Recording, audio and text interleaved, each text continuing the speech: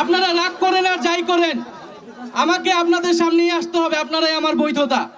বাটপার স্লোগানটি উপদেষ্টা নাহিদকে ইঙ্গিত করে দেওয়া হয়নি। জগন্নাথ বিশ্ববিদ্যালয়ের আন্দোলনরত সাধারণ শিক্ষার্থীদের প্রতিনিধি রাকিব হাসান জানিয়েছেন, সব শালারা বাটপার, আর্মি হবে ঠিকাদার। স্লোগানটি মূলত দুর্নীতিবাজ ঠিকাদার ও প্রশাসনের বিরুদ্ধে দেওয়া হয়েছিল। এটি কোনোভাবেই উপদেষ্টা নাহিদ কিংবা অন্তর্বর্তীকালীন সরকারকে ইঙ্গিত করে দেওয়া হয়নি। কিছু ফেসবুক পেজ থেকে বিষয়টি ভুলভাবে প্রচার করা হচ্ছে বলে অভিযোগ করছেন তিনি। বুধবার 13 নভেম্বর জগন্নাথ বিশ্ববিদ্যালয়ের শহীদ মিনার প্রাঙ্গণে এক সংবাদ সম্মেলনে আন্দোলনরত শিক্ষার্থীদের প্রতিনিধিরা এই কথা বলেন। রাকিব হাসান বলেন, স্লোগানটি ফ্যাসিবাদ আমলে নিয়োগপ্রাপ্ত দুর্নীতিবাজ ঠিকাদার ও প্রশাসনের বিরুদ্ধে ছিল।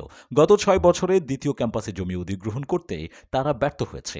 প্রকল্পের মেয়াদ 4 বার বৃদ্ধি করার পরও কাজ সম্পন্ন করতে পারেনি, বরং নিজেদের স্বার্থে দুর্নীতির মাধ্যমে পুকুর চুরির মতো ঘটনা ঘটিয়েছে। তবে স্লোগান কোনোভাবেই উপদেষ্টা নাহিদ কিংবা অন্তর্বর্তীকালীন সরকারকে উদ্দেশ্য করে বলা হয়নি। তিনি আরো বলেন, দুঃখজনক যে সাবেক স্বৈরাচার সরকারের সমর্থকেরা এটি নিয়ে ষড়যন্ত্র করছে এবং সুযোগ নেওয়ার চেষ্টা করছে। তাদের উদ্দেশ্যে বলছি, আপনারা আমাদের ঐক্য নষ্ট করতে পারবেন না।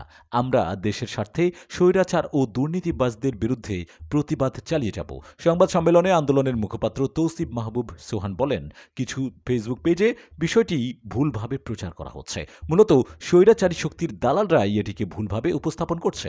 উল্লেখ্য, গত সোমবার সচিবালয় ঘেরাও করে জগন্নাথ বিশ্ববিদ্যালয়ের আন্দোলনরত শিক্ষার্থীরা উপদেষ্টা নাহিদ ইসলামের সামনে 5 দফা দাবিতে বিভিন্ন স্লোগান দেন। তবে সামাজিক যোগাযোগ মাধ্যমে উপদেষ্টা নাহিদকে ইঙ্গিত করে শিক্ষার্থীরা স্লোগান দিয়েছেন এমন কয়েকটি ভিডিও ছড়িয়ে পড়ে, যা বিতর্কের সৃষ্টি করে। এরপর মঙ্গলবার রাতে সামাজিক যোগাযোগ মাধ্যমে ছাত্র জনতা থেকে শুরু করে বৈষম্য বিরোধী ছাত্র আন্দোলনের কেন্দ্রীয় সমন্বয়কেরা নাহিদের অবদানকে স্মরণ করে উই আর নাহিদ হ্যাশট্যাগ ব্যবহার করে লাল রঙের ব্যাকগ্রাউন্ডে প্রচার শুরু করেন।